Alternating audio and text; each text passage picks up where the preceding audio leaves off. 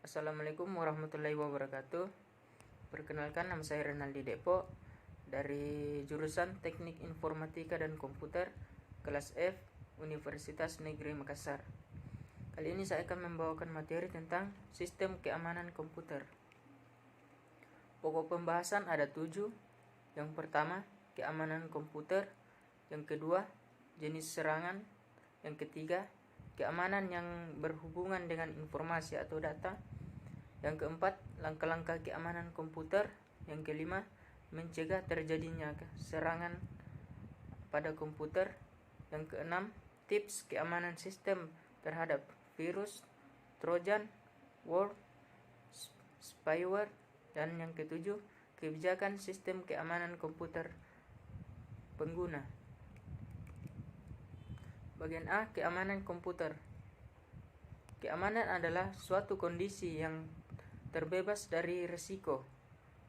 Komputer adalah suatu perangkat yang terdiri dari software dan hardware, serta dikendalikan oleh brainware atau manusia. Menurut John D. Howard dalam bukunya An Analysis of Security Incident on the Internet, menyatakan bahwa keamanan komputer adalah tindakan pencegahan dari serangan pengguna komputer atau pengakses jaringan yang tidak bertanggung jawab. Sedangkan menurut Goldman pada tahun 1999 dalam bukunya Computer Security, menyatakan bahwa keamanan komputer adalah berhubungan dengan pencegahan diri dan deteksi terhadap tindakan pengganggu yang tidak dikenali dalam sistem komputer. Beberapa hal yang menjadikan kejahatan komputer terus terjadi dan cenderung meningkat adalah sebagai berikut. Yang pertama, meningkatnya pengguna komputer dan internet. Yang kedua, banyaknya software yang pada awalnya digunakan untuk melakukan audit sebuah sistem dengan cara mencari kelemahan dan celah yang mungkin disalahgunakan untuk melakukan scanning sistem orang lain. Yang ketiga, banyaknya software untuk melakukan penyusupan yang tersedia di internet dan bisa di-download secara gratis. Yang keempat, meningkatnya kemampuan pengguna komputer dan internet. Yang kelima, desentralisasi server sehingga lebih banyak sistem yang harus ditangani sementara SDM terbatas. Yang keenam, kurangnya hukum yang mengatur kejahatan komputer. Yang ketujuh, semakin banyaknya perusahaan yang menghubungkan jaringan LAN mereka ke internet. Kedelapan, meningkatnya aplikasi bisnis yang menggunakan internet. Dan yang kesembilan, banyaknya software yang mempunyai kelemahan. Ada beberapa hal yang bisa menjawab diperlukannya pengamanan sistem komputer, antara lain: yang pertama, menghindari risiko penyusupan. Yang kedua, mengurangi risiko ancaman. Yang ketiga, melindungi sistem kerentanan. Dan yang keempat, melindungi sistem dari gangguan alam seperti petir dan lain-lainnya. Macam-macam keamanan sistem. Yang pertama, keamanan eksternal. Yang kedua, keamanan interface. Dan yang ketiga, keamanan internal. Kemudian, masalah penting keamanan. Yang pertama, kehilangan data. Yang kedua, penyusup. Penyusup ada dua. Yang pertama, penyusup pasif, yaitu yang membaca data yang tidak terotorisasi. Dan yang kedua, penyusup aktif, yaitu mengubah data yang tidak terotorisasi. Kemudian bagian B, jenis serangan. Kejahatan komputer adalah kejahatan yang menggunakan komputer sebagai media. Jenis kejahatan atau serangan yang biasa terjadi dikelompokkan menjadi 4, yaitu yang pertama, keamanan fisik. Keamanan yang berhubungan dengan fisik seperti keamanan ruangan server, peralatan penunjang sistem terdistribusi, dan media pendukung infrastruktur jaringan. Yang kedua, keamanan yang berhubungan dengan manusia. Manusia merupakan salah satu faktor yang perlu diwaspadai. Istilah yang sering digunakan adalah social engineering. Dan yang ketiga, keamanan yang berhubungan dengan data. Kelemahan program dalam menangani data sering digunakan penjahat komputer dengan cara mengirim virus atau trojan untuk memantau atau mencuri data pada komputer tersebut. Dan yang keempat, keamanan yang berhubungan dengan operasi. Yang termasuk di sini adalah keamanan dalam prosedur pengoperasian sistem keamanan itu sendiri. Kemudian keamanan meliputi 5 aspek, yaitu yang pertama kerahasiaan, yang kedua keutuhan, yang ketiga keaslian, yang keempat tidak ada penyangkalan, dan yang kelima availability. Adapun serangan terhadap keamanan sebuah sistem informasi jaringan komputer memiliki beberapa kemungkinan. Yang pertama, interruption, yaitu melumpuhkan layanan atau server sehingga sistem menjadi rusak. Yang kedua, interception, tujuan mendapatkan informasi yang sifatnya pribadi dan tidak boleh dibaca oleh orang lain tanpa seizin pemilik data. Dan yang ketiga, modification, tujuan tidak hanya untuk melumpuhkan layanan tetapi juga memodifikasi data atau informasi yang dikirim sebelum data tersebut sampai di tujuannya. Dan yang keempat, fabrication, serangan ini dilakukan dengan menyisipkan objek-objek palsu ke dalam sistem. Dan bagian C, keamanan yang berhubungan dengan informasi atau data. Dalam jaringan komputer, seorang pengguna dalam pertukaran informasi atau data harus memperhatikan keamanan data tersebut agar data tetap terjaga keamanan dan kerahasiaannya. Di antara ancaman keamanan data tersebut yaitu pertama, kebocoran, yaitu pengambilan informasi oleh penerima yang tidak berhak. Yang kedua, tampering, yaitu pengubahan informasi yang tidak legal atau tanpa sepengetahuan dari pihak penerima. Yang ketiga, perusakan, yaitu gangguan dari sistem operasi tertentu di mana si perusak tidak mengharapkan keuntungan ataupun dari perusakan tersebut. Dalam pertukaran informasi di dalam jaringan komputer juga terdapat metode-metode yang dilakukan dalam melakukan penyerangan untuk mendapatkan informasi tersebut. Beberapa metode yang dilakukan diantaranya, yang pertama face dropping, yang kedua masquerading, yang ketiga message tampering, yang keempat replaying, dan yang kelima denial of service. Ancaman atau serangan yang bisa terjadi terhadap komputer adalah sebagai berikut. Yang pertama, virus.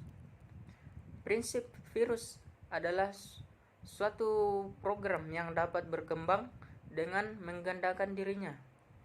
Melalui mekanisme penggandaan diri ini, mekanisme virus digunakan untuk berbagai jenis ancaman keamanan sistem komputer, seperti menampilkan suatu pesan tertentu, merusak file sistem, mencuri data, hingga mengendalikan komputer pengguna.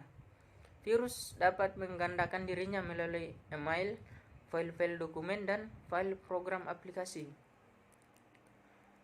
Suatu program dapat disebut sebagai suatu virus apabila memenuhi minimal 5 kriteria sebagai berikut. Yang pertama, kemampuan untuk mendapatkan informasi. Yang kedua, kemampuan untuk memeriksa suatu file. Yang ketiga, kemampuan untuk menggandakan diri dan menularkan diri. Yang keempat, kemampuan melakukan manipulasi. Dan yang kelima, kemampuan untuk menyembunyikan diri. Yang kedua, email virus. Tipe virus yang disisipkan di attachment email. Jika attachment dibuka, maka akan menginfeksi komputer. Program virus tersebut akan mendata daftar alamat akun email pengguna. Secara otomatis, virus akan mengcopy dirinya dan mengirim email ke daftar akun email. Umumnya akan mengirim mass email, memenuhi trafik jaringan, membuat komputer menjadi lambat, dan membuat down server email. Yang ketiga, internet worms. Worm adalah sejenis program yang bisa mengcopy dan mengirim dirinya via jalur komunikasi jaringan internet, umumnya menyerang melalui celah atau lubang keamanan OS komputer. Worm mampu mengirim paket data secara terus-menerus ke situs tertentu via jalur koneksi LAN atau internet.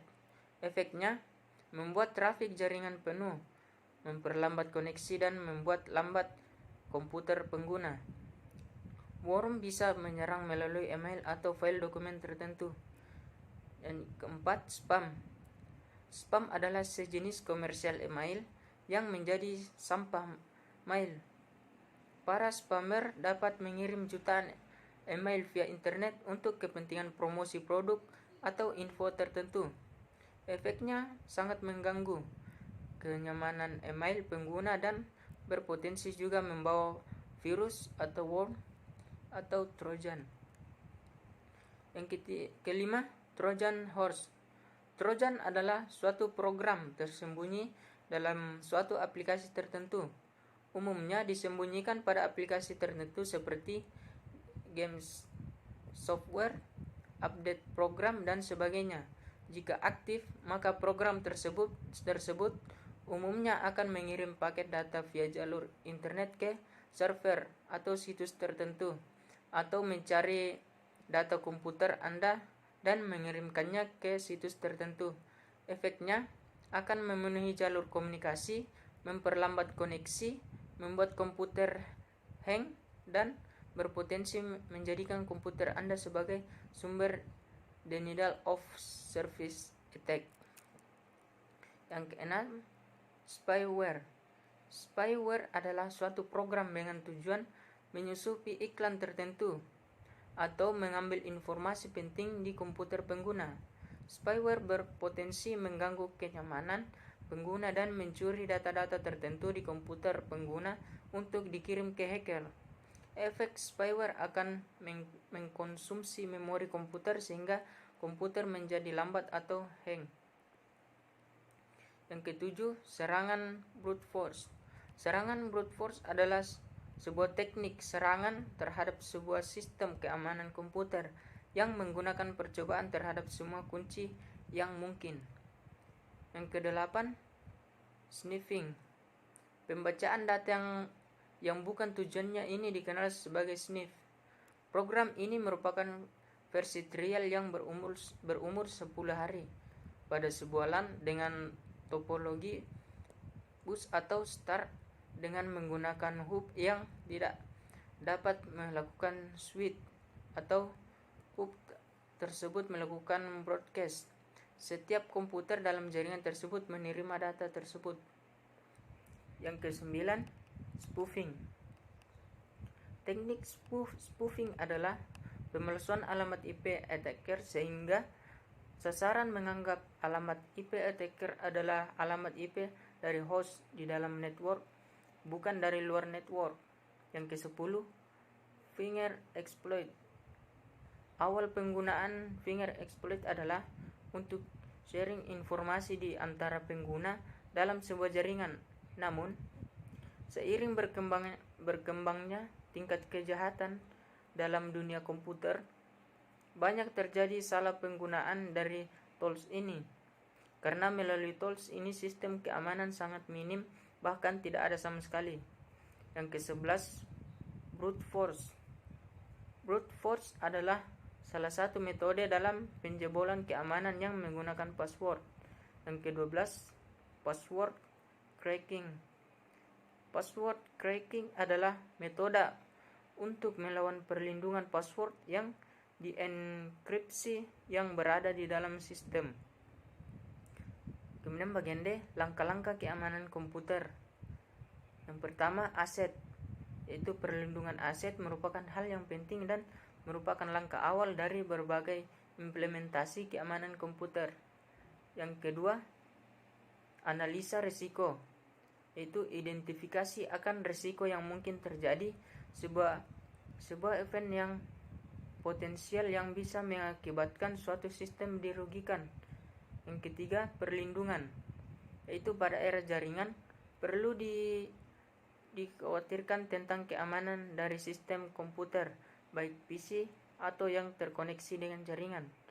Yang keempat, alat, yaitu tool yang digunakan pada PC memiliki peran penting dalam hal keamanan karena tool yang digunakan harus benar-benar aman.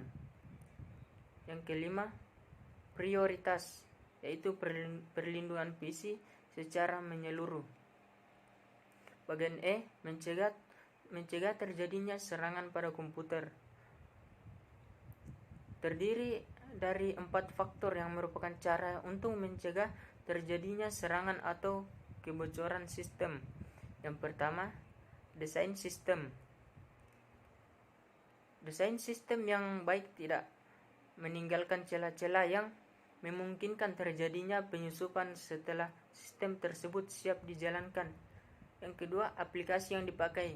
Aplikasi yang dipakai sudah diperiksa dengan seksama untuk mengetahui apakah program yang akan dipakai dalam sistem tersebut dapat diakses tanpa harus melalui prosedur yang seharusnya, dan apakah aplikasi sudah mendapat kepercayaan dari banyak orang.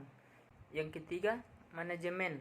Pada dasarnya, untuk membuat suatu sistem yang secure tidak lepas dari bagaimana pengolahan suatu sistem dengan baik.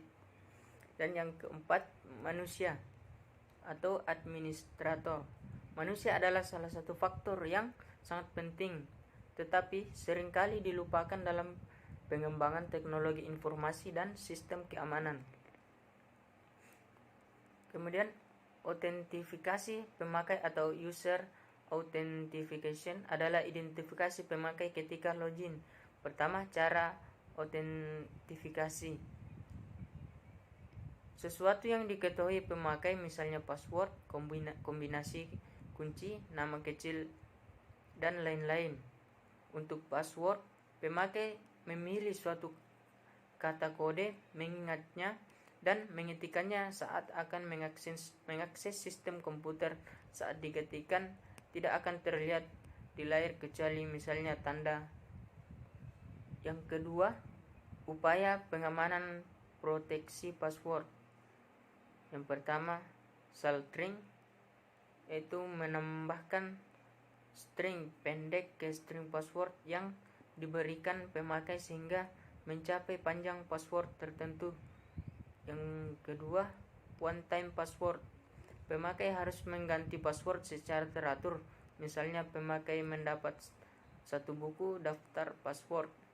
Yang ketiga, satu daftar panjang pertanyaan dan jawaban, sehingga pada saat login, komputer memilih salah satu dari pertanyaan secara acak, menanyakan ke pemakai dan memeriksa jawaban yang diberikan.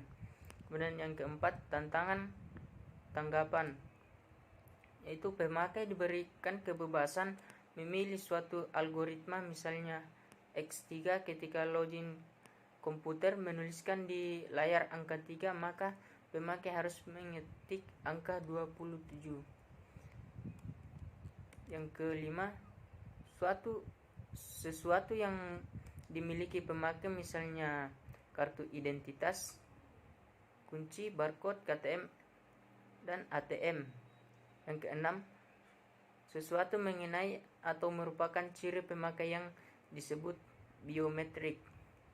Yang ketiga, untuk memperkecil peluang penembusan keamanan sistem, komputer harus diberikan pembatasan, misalnya pembatasan login, misalnya pada terminal tertentu, pada waktu dan hari tertentu.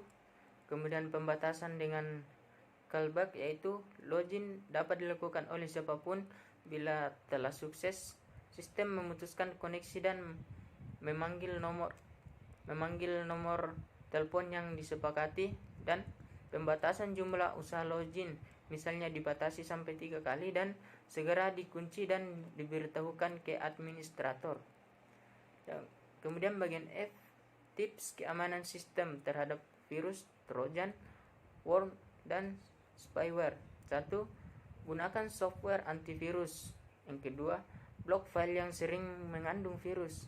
Yang ketiga, blok file yang menggunakan lebih dari satu file extension. Yang keempat, pastikan semua program terverifikasi oleh tim IT di unit kerja masing-masing. Yang kelima, Mendaftar ke layanan alert email. Yang keenam, gunakan firewall untuk koneksi ke internet. Yang ketujuh, up to date dengan software patch. Yang kedelapan, backup data secara reguler. Yang kesembilan, hindari booting dari floppy disk. Dan yang kesepuluh, terapkan kebijakan sistem keamanan komputer pengguna. Bagian G, kebijakan sistem keamanan komputer pengguna. 1. Jangan download executables file atau dokumen secara langsung dari internet. Yang kedua, jangan membuka semua jenis file yang mencurigakan dari internet. Yang ketiga, jangan install game atau screen saver yang bukan asli dari OS. Kemudian keempat, kirim file mencurigakan via email ke admin setempat untuk dicek. Yang kelima, simpan file dokumen dalam format rich text format.